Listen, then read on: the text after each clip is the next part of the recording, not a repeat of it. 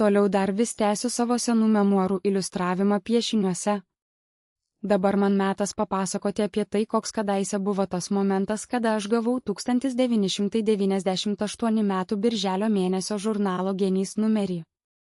Buvo tuomet jau birželio mėnuo, pati vasaros pradžia, bet daugumai kaimiečių tokia gan labai nepalanki, nemaloni, itin lietinga. Vos suspėdavome pievose savo nupjautą šieną grėbti ir krauti į kupetas džiovinimui.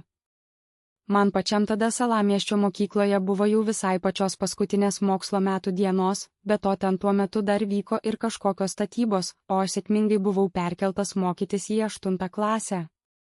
Pati birželio mėnesio Genio numerio gavimo data buvo kažkur apie mėnesio vidury, berods lyg ir pats tą numerį parsinešiau iš pašto dėžutės namo.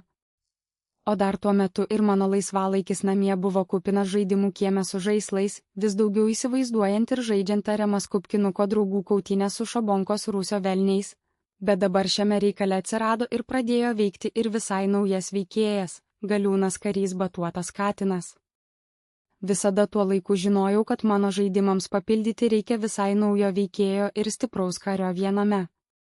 Čia buvo dar kažkur gegužės pradžioje. Pirmiausiai tada bandžiau nukopijuoti, savaip nusipiešti Šeštokės Kristinos nupieštą į Batuotą katiną iš bilduko, bet anas man pasirodė atrodantis toks gan moteriškas veikėjas.